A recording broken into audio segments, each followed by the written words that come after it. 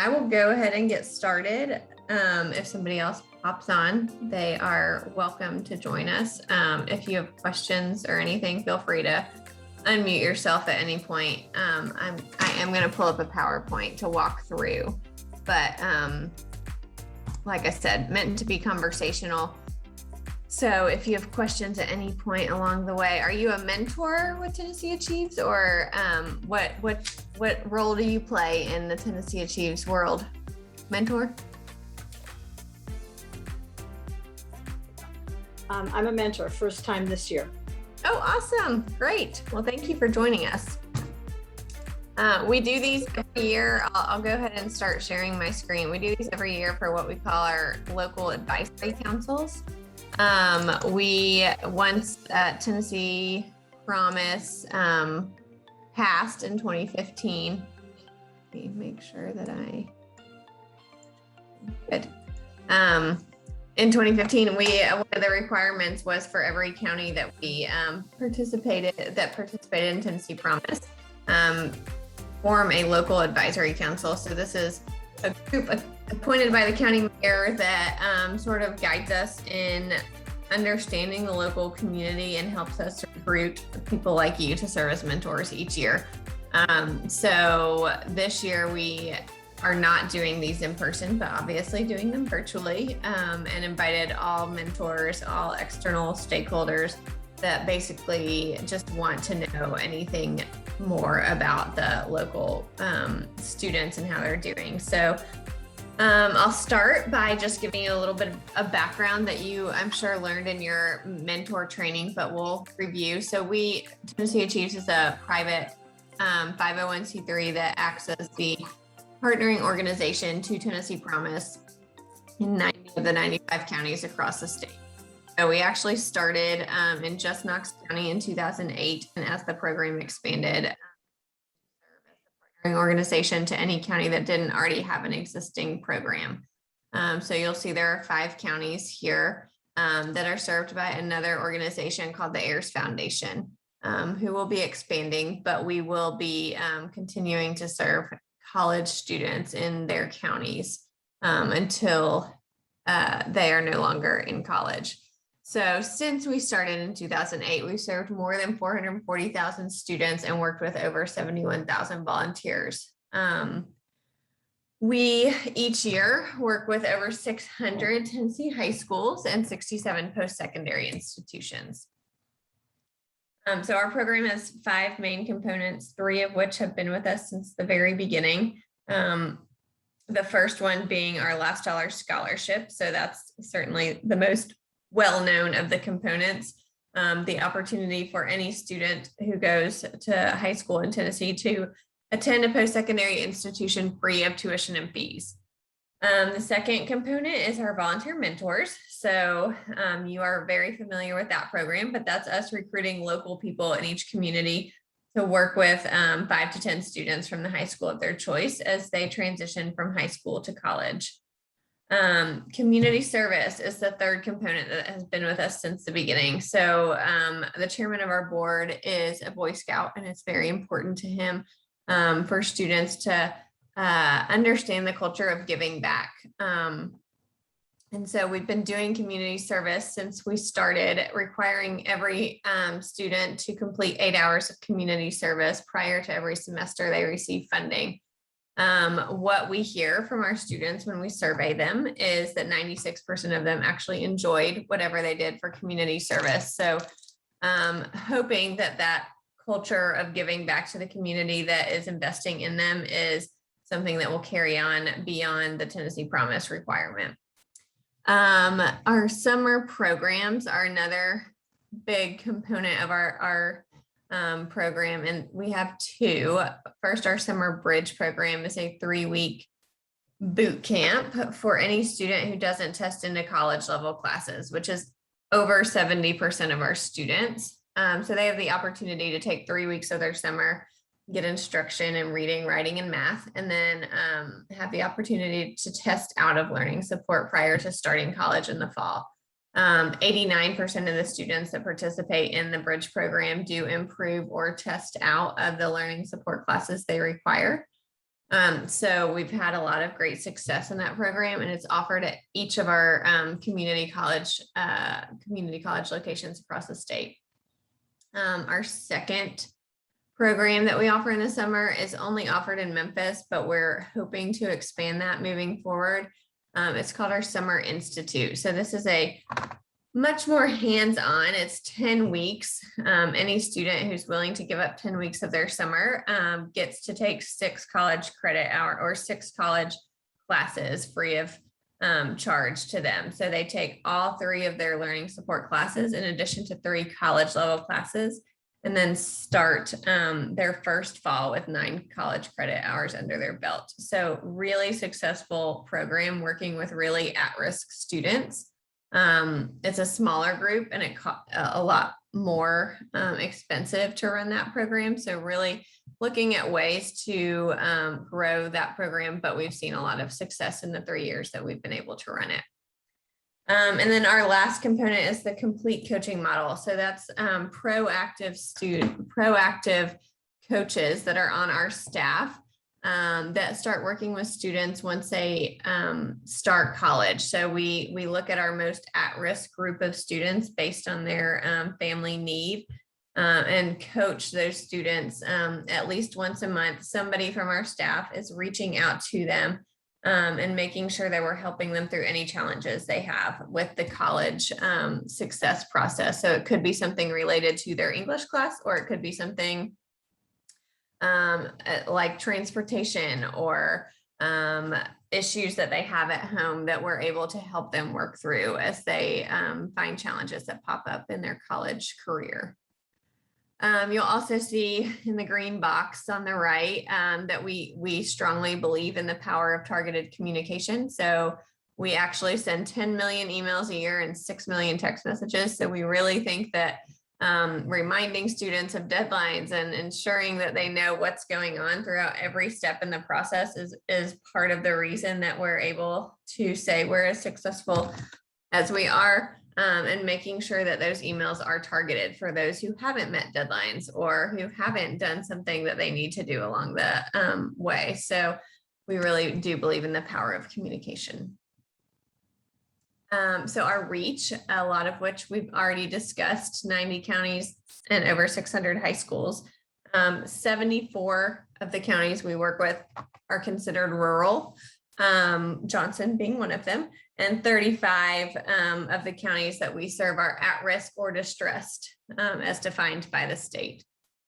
So 67 post-secondary partners are Tennessee Promise eligible. The majority of our students go to the community colleges. So almost 80% of our students are enrolled at a community college, 10% at a 4-year institution that accepts Tennessee Promise, and then 11% at the TCAP. So those are the Tennessee Colleges of Applied Technology.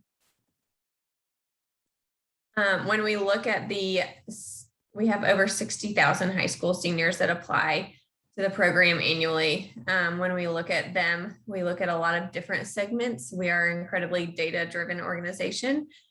So we're constantly looking at different groups of students. And what we measure and what we see is that almost 90% of all high school seniors across the state are applying to the program. We do encourage everyone to apply regardless of their plans after high school, just because it can be a great backup program. We know every student in the state is not going to go to a Tennessee Promise institution, but the information that we give them is relevant regardless of their plans after high school. 78% of all the students who go to a community college in the state as a first-time freshman are Tennessee Achieve students, and 86% of the students who graduate each year from community college are Tennessee Achieve students. So we're really reaching the majority of those students in our state. Over half of the students that we work with each year are eligible for a federal Pell Grant. That's the need-based scholarship that looks at information students put on their federal application for federal student aid. So 56% of our students are eligible for Pell Grants. 40% of our students are first generation students. So they would be the first in their family to go to college or complete a college degree. And then 51% of our students are majoring in health or STEM related fields. Oftentimes when we talk about anything that has to do with Tennessee Promise, we're asked about the cost, especially when other communities or states are looking into doing something similar. What we found, or what we see, is that $32 million is the approximate cost annually for the tuition piece of our program, and Tennessee Achieves operating budget to be that post-secondary or to be that partnering organization in the 90 counties that we serve is $2.5 million.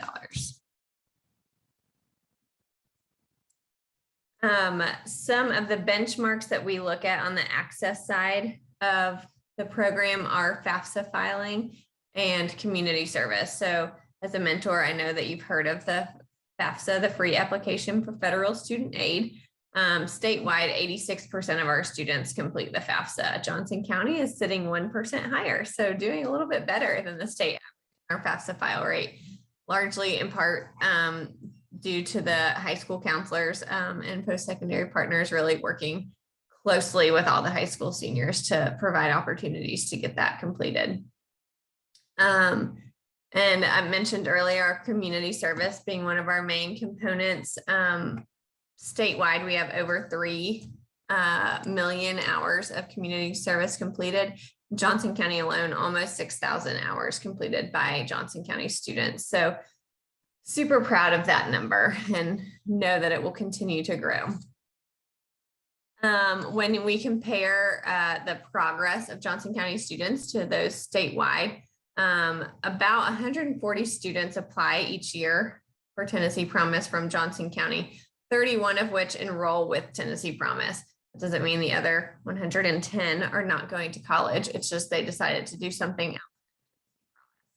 But about 30 students go to a Tennessee Promise institution eligible for the scholarship. And 71% retain fall to fall. So that means that they are, of those who start, 71% are returning the following year, higher than the state average by 4%. However, when you look at 3-year graduation rate, it's a couple of percentage points below the state average. So 35% of our students do complete in 3 years across the state, but in Johnson County, it's just a little bit underneath that state average. So obviously have some work to do across the state in general, but in Johnson County also. When you look at outcomes, 35% does not sound very impressive for a 3-year graduation rate. However, the 6-year graduation rate for the state is 35%. So we are outpacing the state in 6-year graduation rates by 16%. So significant difference there. Again, still have a lot of work to do, and that's really what most of our programs are built around, is getting more students to that degree in a reasonable amount of time. When we look at retention rates for our different programs that we've talked about today, those who participate in a summer program are 34% more likely to retain than their peers. Those who participate in the complete coaching model are 23% more likely to retain than their peers. And then our newest program is a program called Knox Promise. It's a privately funded program in Knox County that allows us to coach every student regardless of background, whereas across the state we only coach our most at risk. Oh gosh, sorry. But I knew this would happen at some point. It's Wednesday and it didn't happen. Hey, sorry.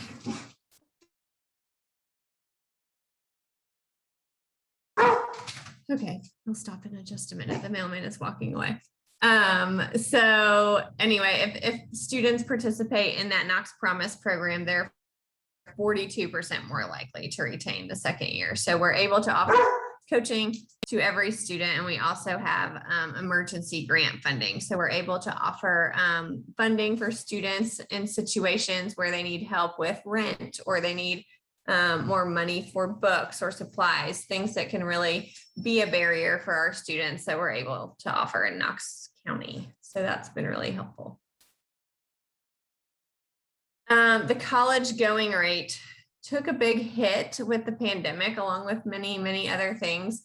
And this is nationwide, not specific to our state. But Johnson County appears to be an outlier in this. So for the state in 2019, the college going rate was 62%, meaning 62% of high school graduates go on to post-secondary right after their high school graduation. In 2020, with the pandemic, it went down to under 57%. Johnson County, however, did the opposite and went from 48.4% to almost 58% in 2020. So the pandemic had the opposite effect in Johnson County. And I'd love to know why, so we can figure out how to do that in every other county across the state. But what we're seeing is probably that 2021 is going to be similar to our 2020 college going rate across the state. So curious to see what we see with those Johnson County numbers. This is actually the only county that I've presented on that does have an increase in that college going rate. So something we can certainly be proud of and dig into further. So mentoring for the class of 2022 recruitment has already started. So if you've enjoyed it at all this year, we certainly encourage you to mentor again next year. This past year was our first year to do everything completely virtually. For 2022, we will be offering the virtual option in addition to some in-person options in case mentors and students do want to get together in person. We'll be doing open houses at some of the colleges and doing some other things where mentors and students can get together in person if they want to. Our mentors serve as that resource and encourager. Oftentimes our students don't have someone encouraging them at home to go to college and to get through any obstacle that they face throughout the process. So we do always try to get students or people in the local community to work with the students that really understand that piece. And as a mentor, that's one of the main things that we talk about is being the encouragement for that student or that group of students that you work with. In Johnson County, we need 21 mentors for the anticipated class of 2022 student applicants. For new mentors, they just have to complete a 1-hour training and apply online. For you as a returning mentor, if you're interested and haven't told us, we will just sign you back up, or you can go online and do the renewal application. We'll host 30-minute webinars to talk about those different things that I was mentioning, just to go over like the differences and do a little bit of a refresher course in mentoring. And then anytime we do these presentations, we are always asked, what is a tangible next step? What can I do to help in my community? And the first is becoming a mentor, which we already discussed. The second is helping us get connected in your community. So any business or organization or anything that you're involved in that has groups of students that would like, or groups of people that would like to hear more about the opportunity to mentor. We always say there's not a Rotary Club that we haven't been to in the state. If you're involved in anything in your community, we're always happy to come or virtually come, whatever people are doing at this time, to talk about the opportunity. We always say, well, we will talk to anyone who will listen to us about the opportunity to mentor. And then the final thing is for students to apply. So the application for Tennessee Promise is live. It's due by November 1st for the class of 2022. So if you know any high school seniors or people that have high school seniors, always talk about that. Get the word out about the Tennessee Promise application. If students don't apply in their high school senior year, they miss the opportunity moving forward. So they can't apply a year later or something. So it's always important for students to understand that this is their only opportunity to take advantage. And that is all of the information that we have for today. This is my contact information. And as I said, we are super data driven, so always willing and able to dig in further to any data that you see that might be helpful or things you have questions about. But is there anything that you can think of that would be helpful for you to know now?